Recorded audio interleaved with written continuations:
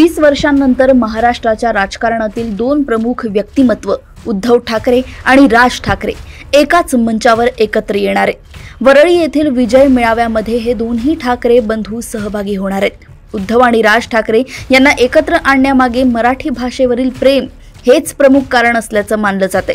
महाराष्ट्र सरकारने त्रिभाषा धोरणाबाबत एक आदेश जारी केला होता, ज्यावरून मोठा वाद निर्माण झाला।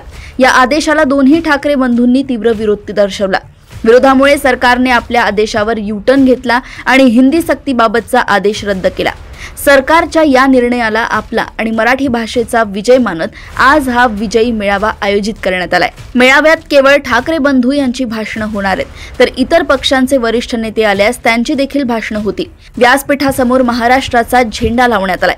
बाकी सर्व नेते खाली व्यासपीठासमोर बसणार आहेत। संजय राऊत, आदित्य ठाकरे, अमित ठाकरे देखील व्यासपीठाच्या खालीच बसणार आहेत।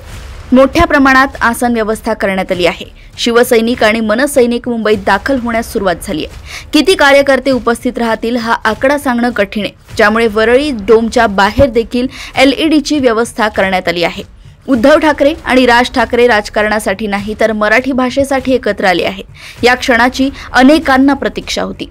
दोन्ही पक्षांच्या खांद्यावर समान जबाबदारी देण्यात आली आहे। बॅनरबाजी, पोस्ट, घोषणाबाजीतून एकमेकांना डिवसले जाणार नाही याची काळजी घेण्याच्या सूचना देखील कार्यकर्त्यांना देण्यात आल्या आहेत।